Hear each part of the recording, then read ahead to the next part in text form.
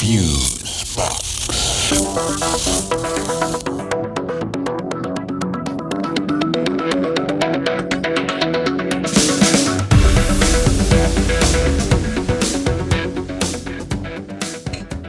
Okay, this is Fusebox, number 144, Bleach Bum.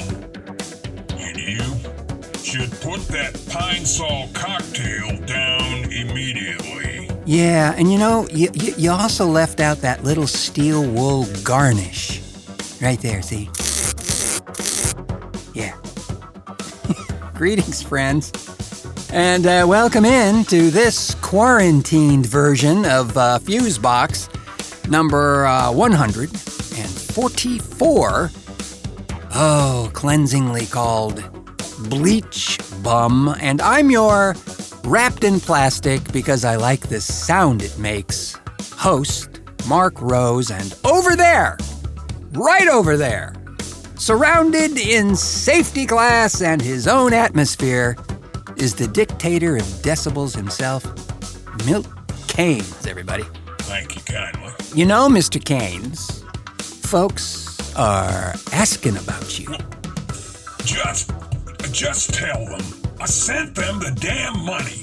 We're doing the goddamn best we can over here. Don't they know we have a fucking pandemic going on? No, not those people.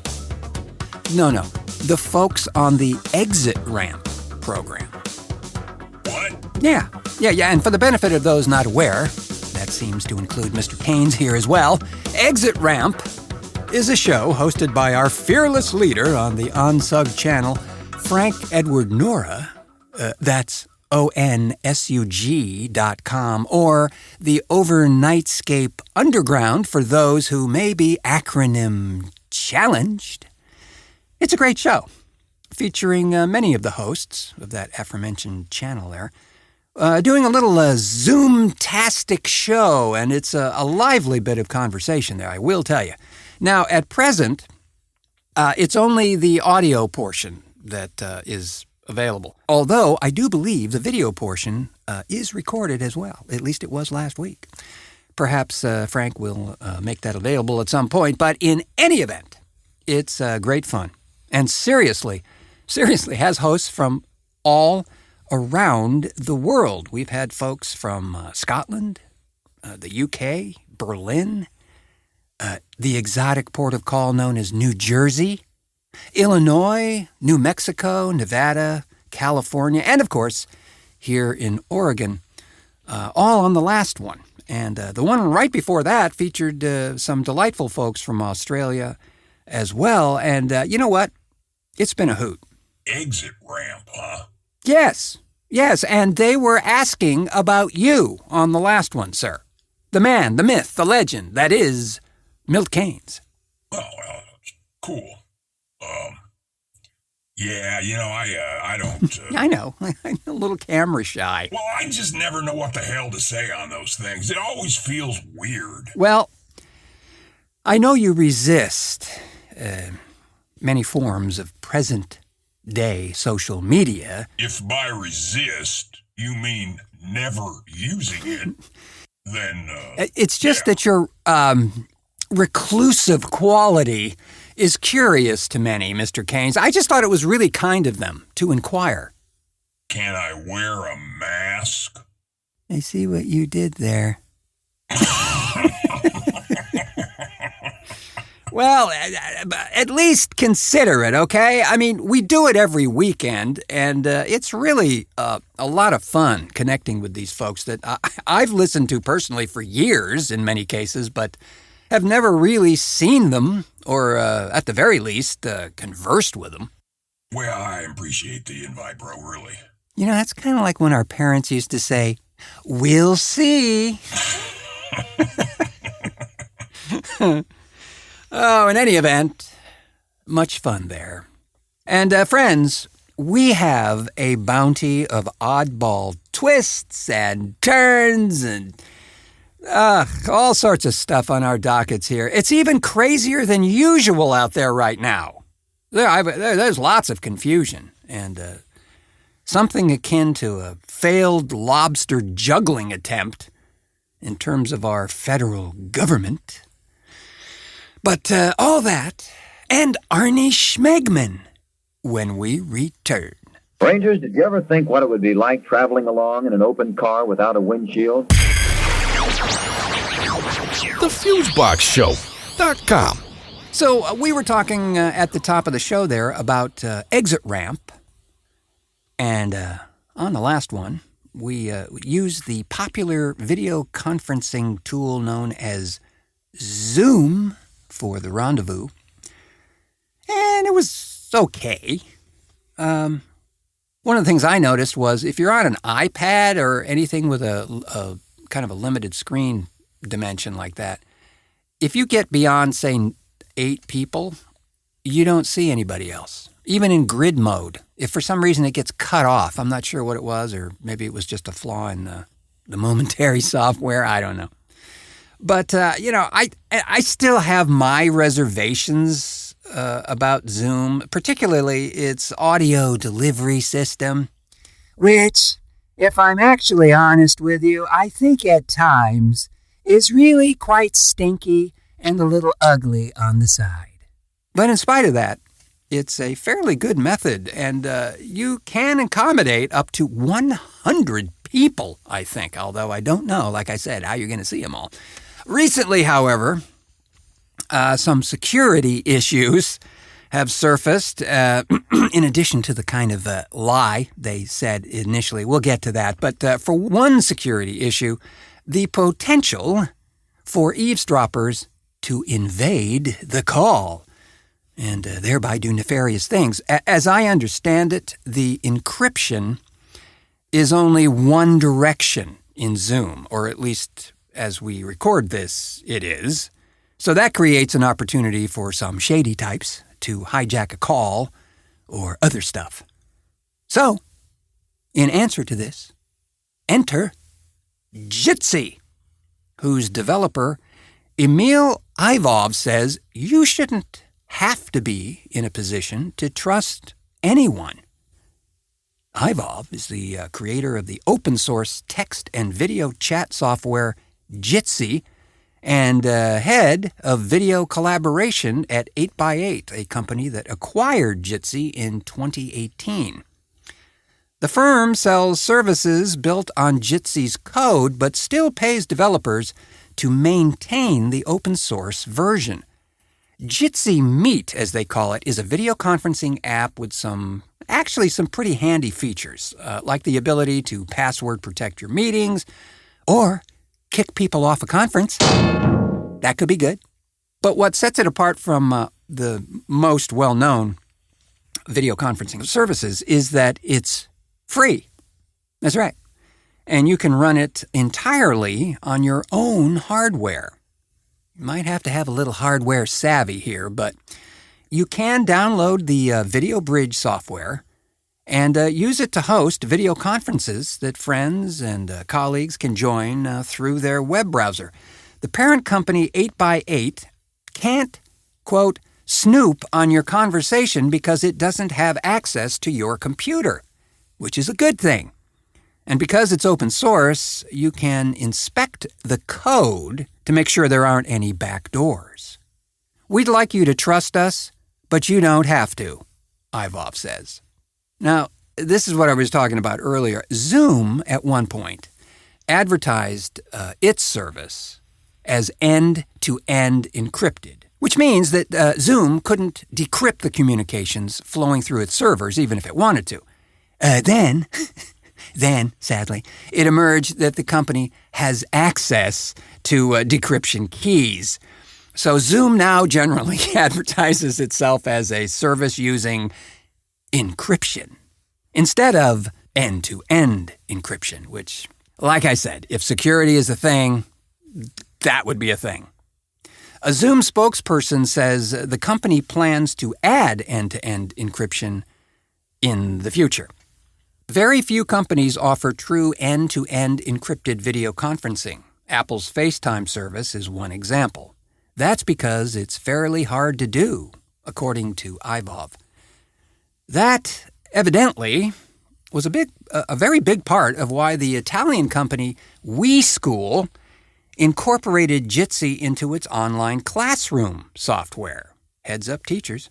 Open source solutions can help you see what's under the hood, which is especially relevant when you're dealing with underage student security, says WeSchool CEO Marco De Rossi. However, not everyone wants to run their own video server or pore over source code, right? That's primarily why people pay for 8x8's Jitsi-based video meeting service. The company says its Jitsi-based 8x8 video meeting service now has around 13 million monthly active users, up from a few 100,000 before March. That would put video meetings somewhere around where analysts believe Zoom was in late February. So, if you're looking for an alternative solution and security is a key, and with all this distance learning and stuff like that going on right now, might want to have your IT department take a look at Jitsi and give it a whirl. I'm still a big fan of FaceTime or group FaceTime for security and audio quality reasons, but of course, as we know, it's proprietary and only runs on Apple systems. So you guys worried that someone might hack into that exit ramp thing? Well, not I, Mr. Keynes. I mean, might even make it fun. I don't know. Well, you might get some tow-headed yahoo from trying to hijack your show. Yeah, I'm just not overly concerned there. In truth, if security is a concern, then looking at something like Jitsi or a similar open source thing, and I'm sure there must be others, might be the solution for you. But friends, what the hell is the solution to this? Right, and then I see the disinfectant where it knocks it out in a minute, 1 minute.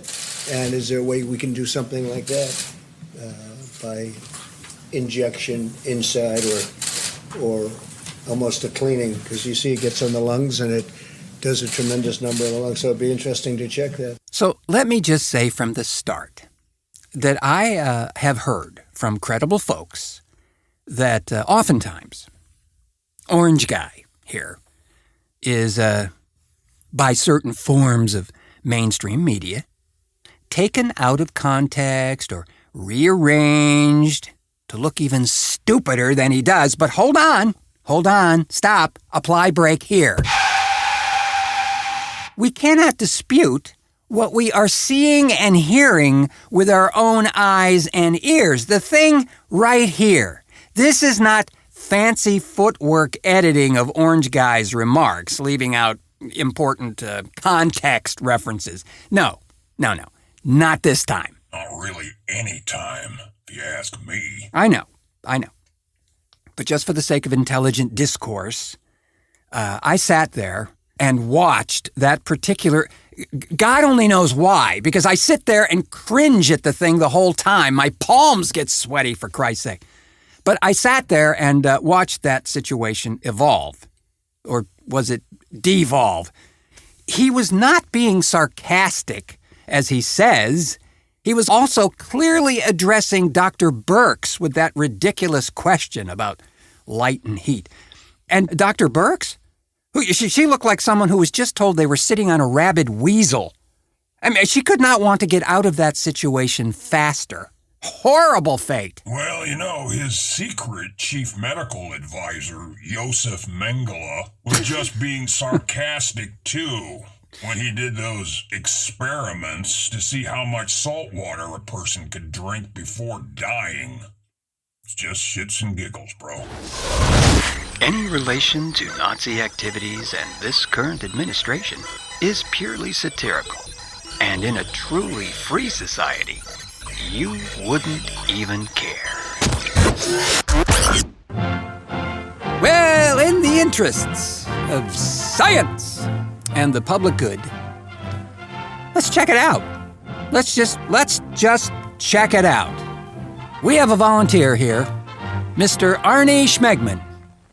And Mr. Schmegman here has tested positive for the coronavirus, and although showing no symptoms at all, I've asked him to go ahead and drink this full glass of Pine Sol, while standing under a 7,000-watt ultraviolet lamp to study the effects of this treatment recommended by our president. Here you go, Arnie. Oh, what do you got over there? Smells like Christmas. Oh, it's pretty good. It's got a little...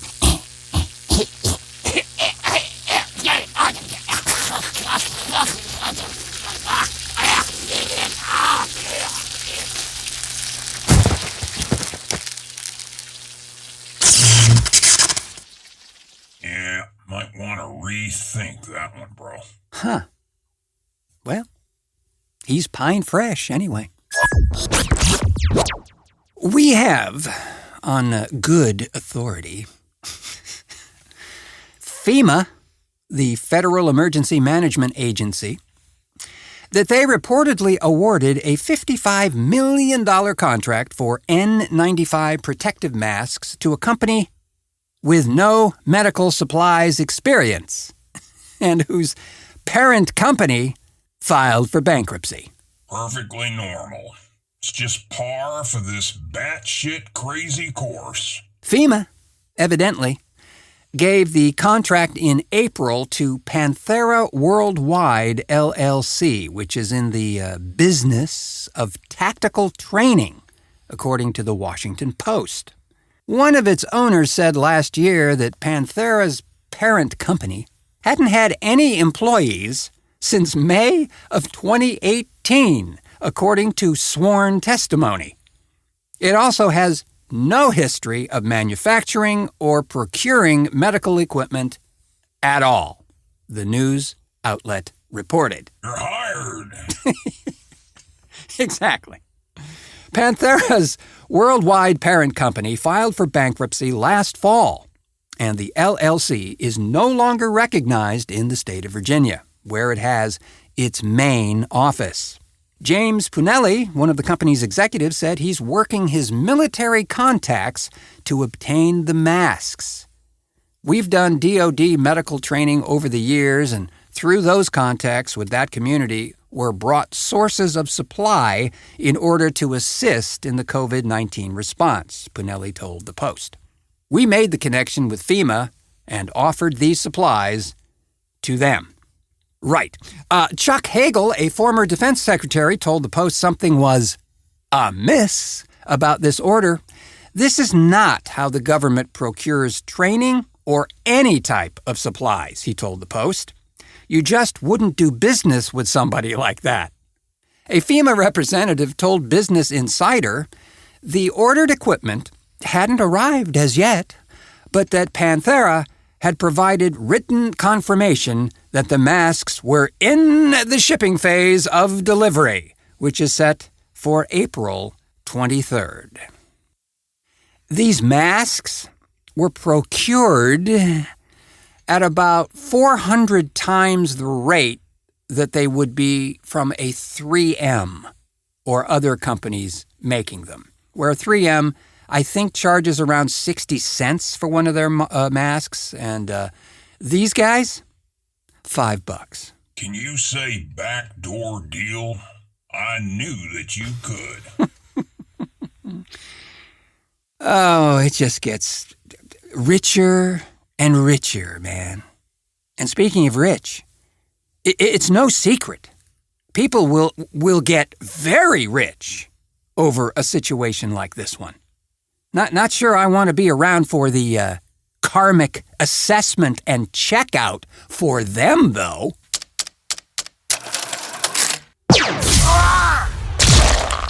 And then suddenly... Friends, let's talk some first-class scum-baggery here. Now, many folks in this country have been anxiously waiting on these potentially $1,200 stimulus checks to show up somewhere. Hopefully you have yours, or at least soon will. And as you know, in certain parts of this great country, where the mutant sales creature dwells, oftentimes nefarious and somewhat stinky on the side tactics are used to apart a person from their money. We got a doozy. You better pour yourself a long, cold one for this. So, as folks are chewing through the door frames waiting for this money to appear in their mailbox, lo and behold, a check appears. And look! It's official looking and it's for $3,000! There is a God. Well, sadly in this case, God is wearing a cheap leisure suit from the 1970s and has a comb-over. The fake checks were sent to unsuspecting folks all over the Bushnell area in Florida. They clearly state stimulus check in the bottom left-hand corner and actually originate from a sleazy car dealership having a tent sale. First tip, friends, it does not refer to the word stimulus anywhere on the genuine Treasury-issued article. So there's that. Also, the check will be drafted on the U.S. Treasury check stock, not Rancid Carl's Discount Motors and Salami Factory of Bushnell. But, as we also know, folks are in a bit of a desperate situation, and many will not look too closely at first. Might they be the same folks who'll try spraying Lysol up their nose? Perhaps, but this miscreant right here has the Florida Attorney General on their lying little red-hot behinds for doing what so many are and will continue to do, send somewhat official-looking mailings that appear to be important, but when opened, usually in a frantic manner too, will reveal it's a timeshare deal in Rancho Malario, where you can enjoy spectacular views of the toxic waste dump and ultra-scenic slag heaps that abound. He's going down. Florida's ground zero for the nursing home. I mean, we're God's waiting room. We have a huge number of facilities, a huge number of residents.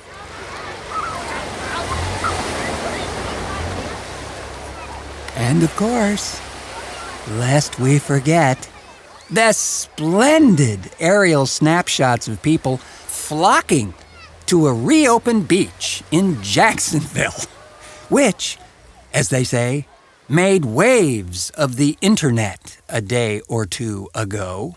I saw what they did there. Yes, highly guilty.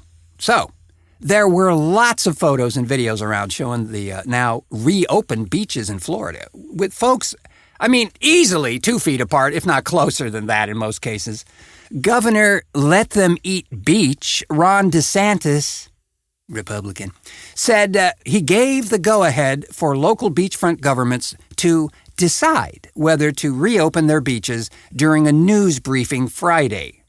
Duval and St. Johns counties have reopened their beaches, while Miami-Dade County officials said they are considering following suit. Now, add to this, please, that same day that they reported that this was happening, Florida reported 58 deaths from the coronavirus, its highest daily toll since the pandemic began. DeSantis told reporters that it's essential that Floridians get exercise outdoors. Quote, I get a kick out of somebody jogging on the beach in California, like all by his lonesome, and you have a fleet of cops go out there. He's just jogging. Going forward, I think we've got to be promoting people to get exercise. Yeah, that's real good advice. You want to look fit as a fiddle as they carry you out in a body bag. Yeah. So while DeSantis never ordered a statewide closure of beaches, his comment Friday gave the green light to local officials, such as Jacksonville Mayor Lenny Curry, who announced that Duval County's beaches would reopen Friday. Curry banned certain items, including towels and chairs, and limited hours from 6 to 11 a.m. and 5 to 8 p.m. to deter people from gathering for a long time. This can be the beginning of the pathway back to normal life, Curry said. Please respect and follow these limitations. Stay within the guidelines for your safety as well as for the safety of your neighbors. Well, this'll be the pathway to the mortuary, or maybe another one of those cozy mass graves they neglect to mention. I'm not a doctor, but those who are saying take it easy, or the repercussions may be far worse than what you have now. I get it. We all want to get back to it, but racing in to save your economy over the lives of the folks who create your economy is irresponsible at best. So really, how long before this shockwave hits and the numbers start to go up faster than the price of toilet paper? Yeah, you know what? I'd give it 5 to 10 days. And then they're going to see another spike. Same with Georgia. Now, the good news is many folks are not heeding the advice of the governor and making up their own minds, as that's what a sensible person should do. Seriously. I still think until those numbers go down and stay down for a period of time, that you're playing Russian roulette with your life.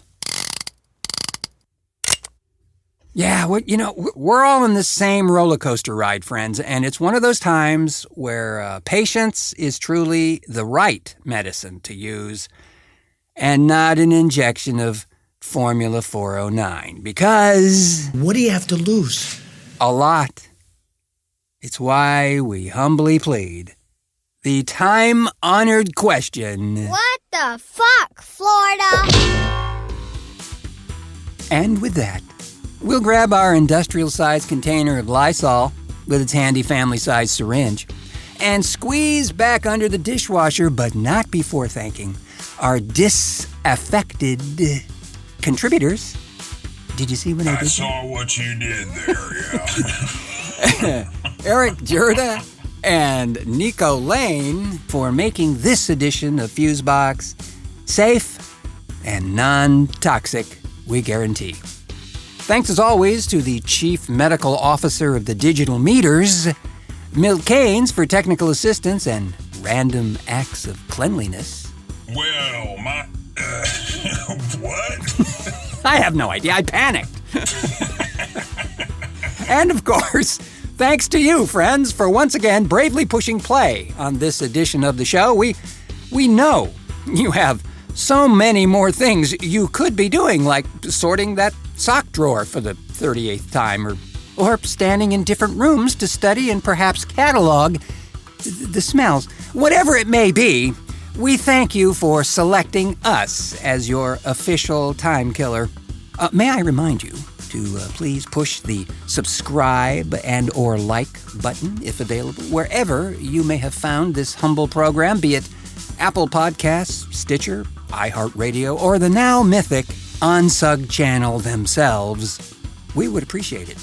And yet, but also, should you require them, or just want something stylish to show off your obscure good taste, yes, that's right, Fusebox face masks are available from the store now, I kid you not, in an assortment of designs that will definitely make a statement and get you to the front of that line faster than you can say... Dr. Robert Redfield was totally misquoted in the media. You were accurately quoted, correct? I'm accurately quoted in the Washington Post. Just check out the link in the show notes here, and it'll whisk you away to a wondrous bounty of delights that awaits you in the Fusebox store.